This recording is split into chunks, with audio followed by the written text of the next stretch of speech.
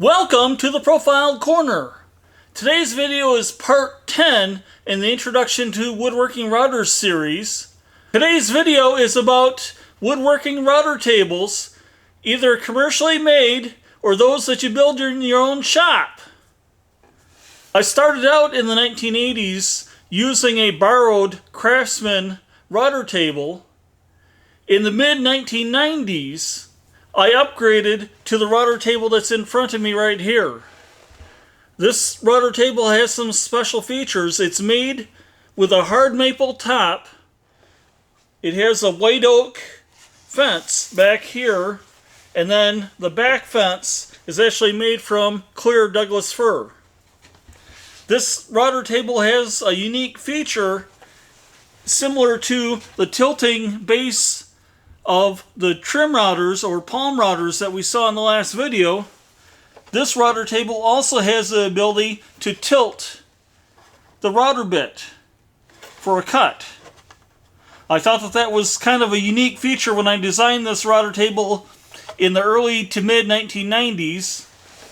And I've got an area here where I can put in a board for support, because this whole area here has to dive out downward to allow the router bit to pivot. If I take off the fence, you can possibly see it a little bit more clearly. And here you can see I'm able to move this router bit angle to different positions. It's a little bit sticky because it hasn't been used in quite a few years, but it does work. I have an old 2 horsepower Milwaukee router mounted in here that I bought in 1991, and this was the router table that I used up until the point that I found that the ability to tilt the router base really sacrificed some of the stability of the router itself in terms of its capability of producing high quality woodwork. And so I built an entirely new base with the same rough dimensions as this table in 2002, if I recall correctly, and I mounted the same 2 horsepower router into it. Okay, so we'll be looking at some of the advantages and disadvantages of using a router table today. Okay, router tables do not need to be anything terribly complicated. It could be as simple as a sheet of plywood that you've attached your router to. This is a router subbase that we created in one of the earlier videos in this series. And simply by turning this upside down, and you would have to somehow suspend this up in the air, from maybe hang it from a workbench corner or something like that. This could then become a makeshift router table. You would just have to make a simple fence to go onto here, and then you would have a portable router table. So this is just something quite simple that could be put together. Okay, let's look at a more complicated concept here. Let's assume that we have a board that looks like this. I've penciled in some marks on here. If we were to take a router and we wanted to profile the edge that goes around, what we would need to do is we need to run the router in the direction that's indicated by the arrows here. We'd want to route in this direction to go around. If we had a pocket here in the middle, maybe a cutout in the middle, we would actually have to move the router in essentially the opposite direction. Right here we'd have to move around this way, but if you look at it, like this edge here is like this edge. Those arrows are actually pointed in the same direction. So that may simplify some things if you're trying to figure out on pocketing which direction to route in. Okay, so we've got these directional arrows. If we put that on to here, you can see that if we want to route this edge right here, the router has to go in that direction. Once again, if we're going to route this edge, the arrow here says that the router needs to go in that direction. So if we put it down, there's the same edge back here on the bottom, and the router needs to go in that direction. Well, the router is not able to move. To simulate the router moving in that direction, we actually need to move the board in this direction. Okay, so keep on moving it around, just like so, until you get back to your starting point. Okay, what about here in the middle? If we were to route out this pocket, okay, if we want to route this edge right here, this says that the router needs to go in this direction. Okay, so if we're going to route this pocket, what that means is that if we're going to route that out, the board has to go in this direction now, so that it can make it appear that the router is actually moving in this direction. Hopefully that doesn't confuse anybody. If it makes it easier for you to remember, normally when you're routing on the top of the board, you're moving from left to right when you're going around the outside. When you're here, you're actually going right to left if you're going to route on the edge that's up against the fence. Okay, so the general direction with a router table is to move in this direction here, which effectively moves the router left to right for the cut. Okay, on your router table, there's times when you need to know where the edge of the bit is at. So what I've done here is I've put a piece of blue tape onto the fence, and I penciled in a starting position and a stopping position. So for this, it may be that I would drop the, if I'm cutting out inside of a pocket, maybe here's the pocket here, maybe I would drop the board down at that point and then move over until this line here lines up with the line here, and maybe that would tell me that that's a stopping point for a groove that's going to be cut in the board that has a start and a stop point. Okay, so that's pretty simple. You can create not only edge profiles using a router table, but you can also create other types of cuts. For instance, I could mount a straight bit into here, and I could cut a groove in a board. I can change this router bit out to a door making set, and I could create a door rail. Here's a sample of one that I cut quite a few years ago.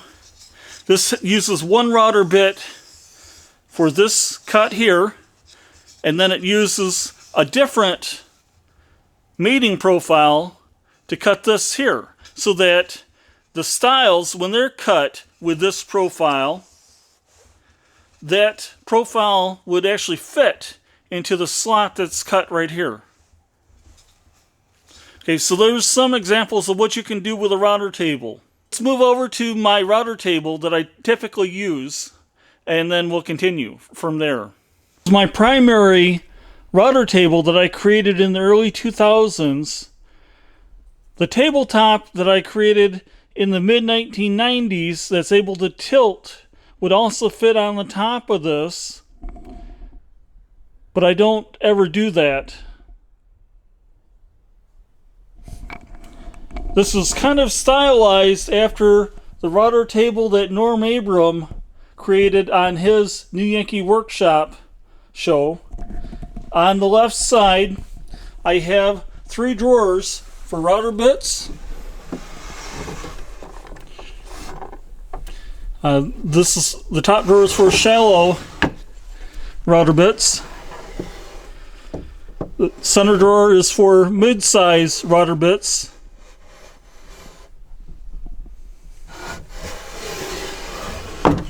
And the bottom drawer is for some of the expensive router bits that I bought from Whiteside. There's some interesting profiles there in the back that I picked up on eBay.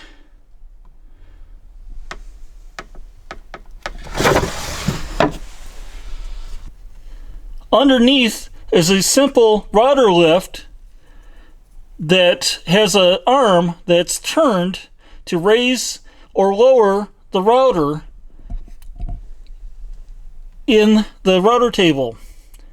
It's a rather simple design. I implemented this rather than buying a $300 or $400 router lift because I saw that those were more or less unnecessary with this particular arrangement. There's a nut on the bottom side of that horizontal piece that allows the router lift to actually work. On the right side, we have a switch that powers the router on and off. On the inside here, there's an outlet that the router plugs into.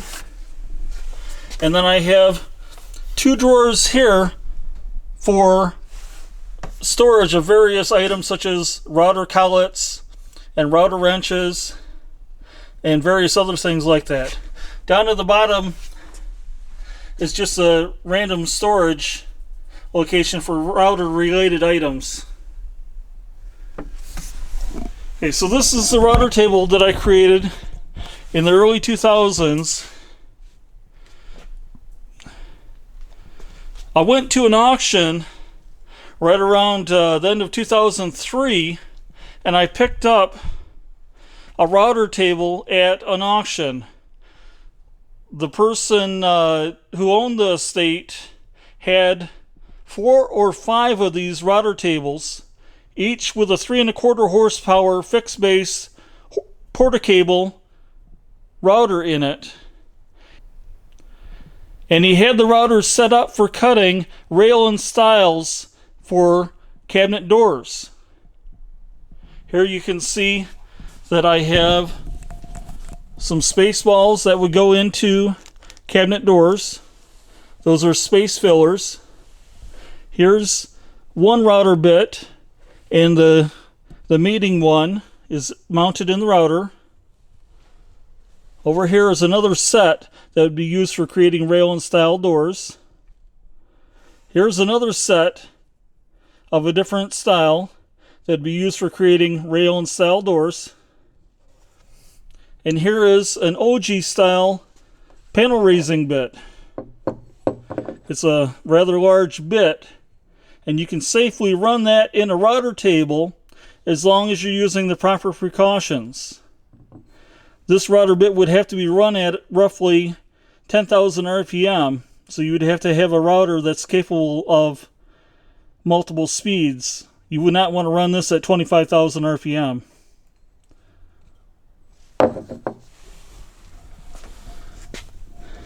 So this is a rather simple router table design, and the person was using it for production work.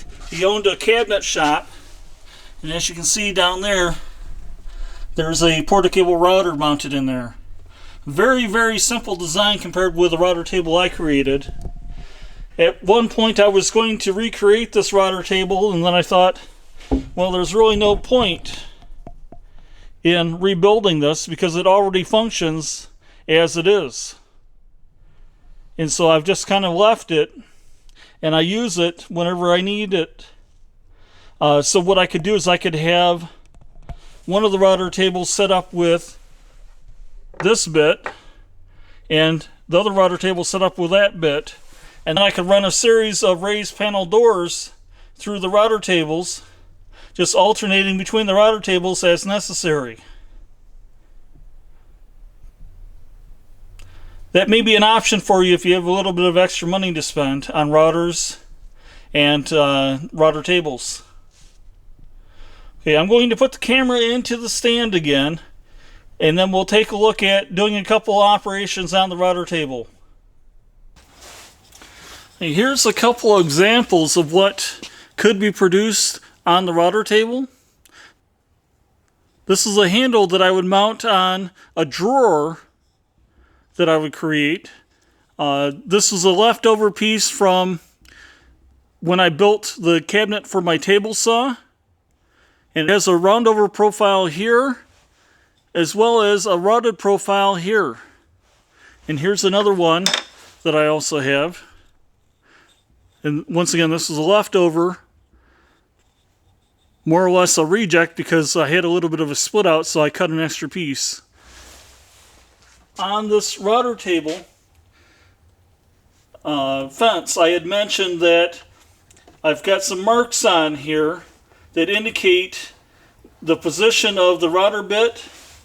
Though that was actually set up for cutting this profile, so that I knew when to drop it in.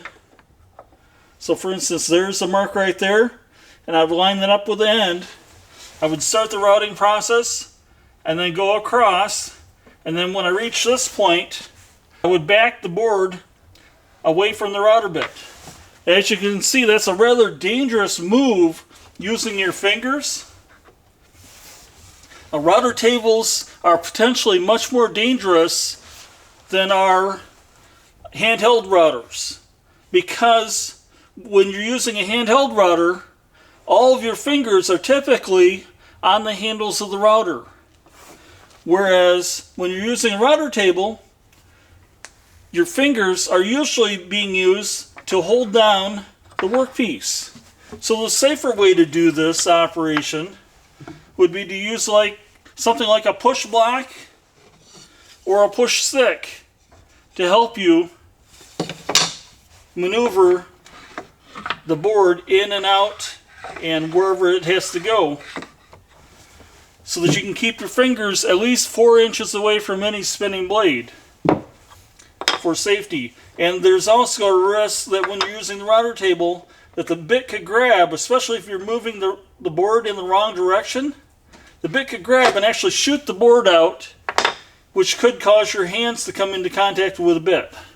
So make sure that you're aware of that when you're using the router, that you're always being mindful of where that bit is in relation to where your fingers are at and all of your other body parts, because you don't want to get hit by that spinning cutter.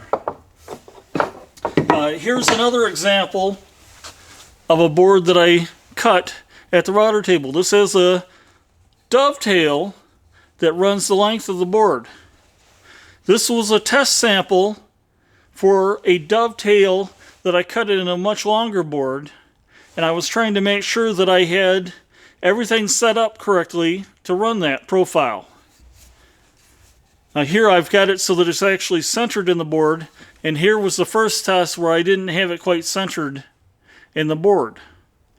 This is a very heavy cut to make at the router table, and so what I did to make it easier was I actually ran this over the table saw with a 3/8 inch wide dado blade to clear out the majority of the waste, and then when I passed this over the router in the router table, it was an easy cut, whereas the chips would not have been able to escape out of here very easily if I had not done that, and it would have been extremely hard to push this through the router bit.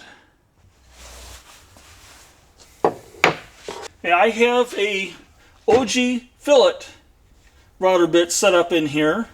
I have the fence set so that the bearing should just barely make contact. The fence should be in just the right location so that I can make a cut going across on this.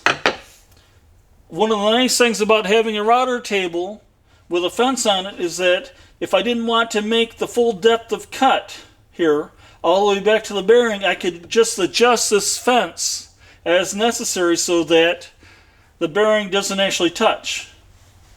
Okay, this is a small board, so if I were to route this, I would have to use something to keep my fingers away from that bit so that I can keep them at least 4 inches away from the bit. So I probably have to use a push block like these. Okay, let's take a shot at profiling this board using this bit. And I'll have to start on the end grain just like normal. Normally what you'd want to do, especially when you've got a curved section, is that you would have a starter pin located in the router table to help you for pivoting, but I can actually use the fence back here to do the same thing.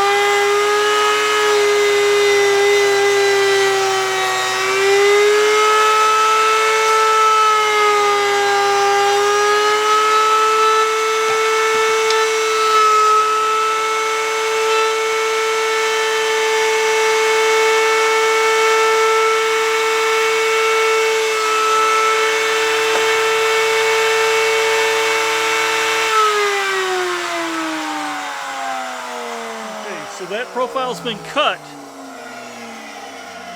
on the board, and it was pretty easy.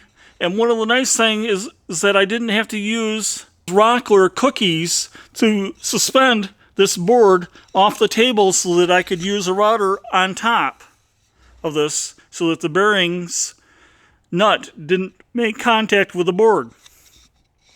Now that was a pretty simple operation, although it was slightly complicated due to the rounded profile. Let's try it again. I have a couple redwood boards here, and let's see how those look when they're profiled.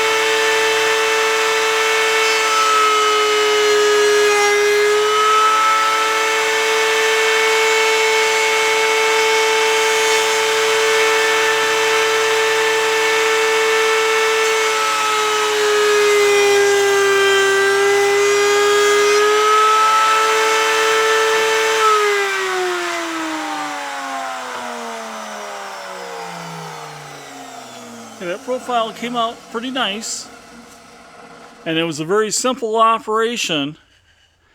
One disadvantage that I see with this router table is that it's not nearly as easy to change the router bits as it is in a router that's not mounted in a table. If I had a router lift for this table, some of those router lifts are able to elevate the router to the point that the collet nut is entirely above the surface of the table. And so that could make it a lot easier for you to change router bits when it's time to change router bits. Okay, let's take a look at another setup here.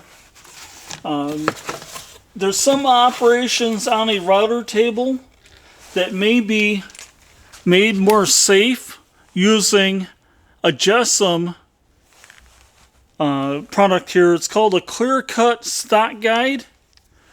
They make these for table saws, but this is a model that's specifically made for a router table that does the same function. It essentially holds a board down onto the tabletop, and it only allows the board to move in one direction, so it may help you to avoid kickback in certain situations. So in other words, I can spin this roller in this direction, but I cannot spin it in the opposite direction.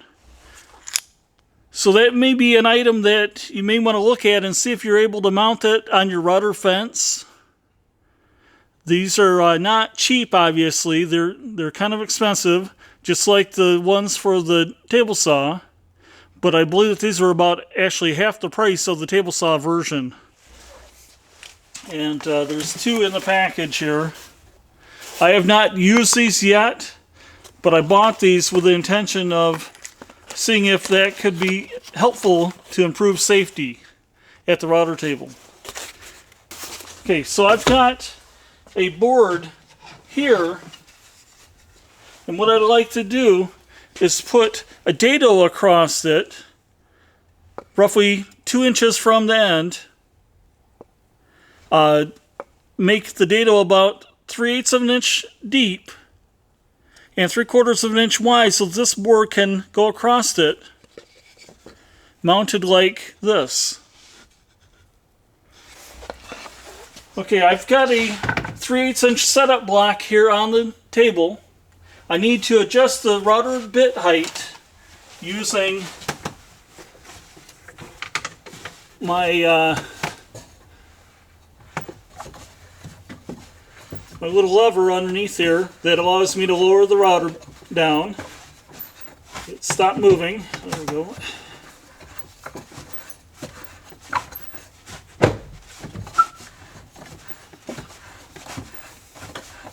Doesn't always work perfectly going down, but it does work going up. Okay, so that looks like that's about 3/8 of an inch. I have the router table unplugged, by the way, for any operation where you're working around the bit. You want to make sure that you unplug the router table. Okay, so that's at 3/8. I said that I wanted it 2 inches from the end. I have a 1, 2, 3 block here that I can set up so that I can make it so that there's a 2-inch gap between the fence and the bit. Okay, I'll lock that down.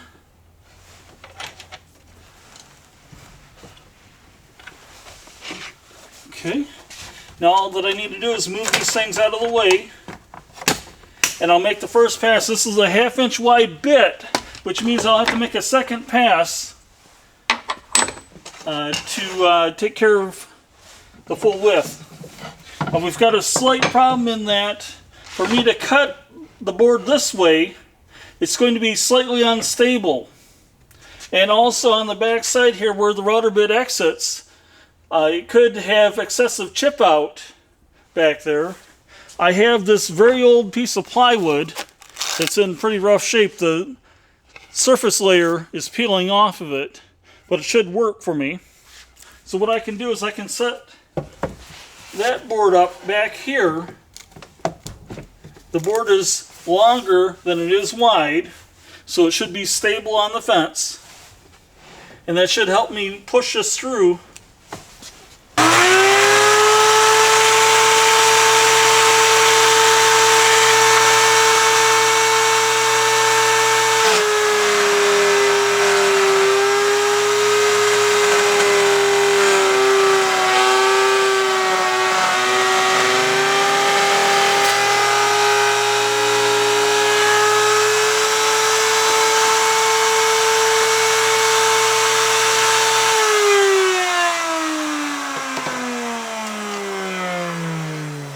There's our first cut, and we didn't have hardly, well, there is just a little bit of blowout there, but it's not too bad. Okay, so now we need to move the fence a short distance, just a 1/4 inch back, so that we'll have a 3/4 inch wide dado here.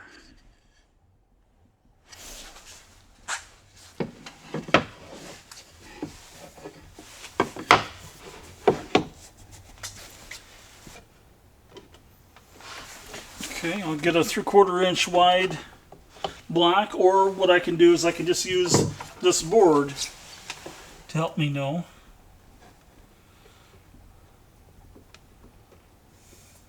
Okay, that looks like that may work. It should be just a little bit tight using this board as a test, and I need to make sure that I've got both of these locked down and that it does not move as I'm locking it down.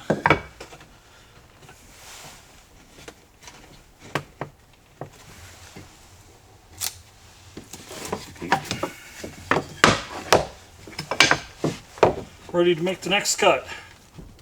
And honestly, this board is only helping to protect from blowout.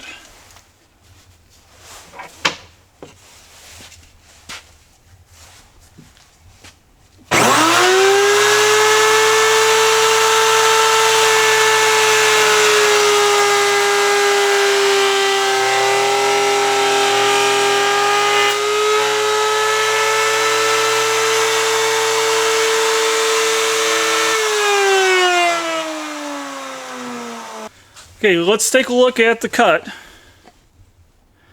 And there it is. It looks pretty decent.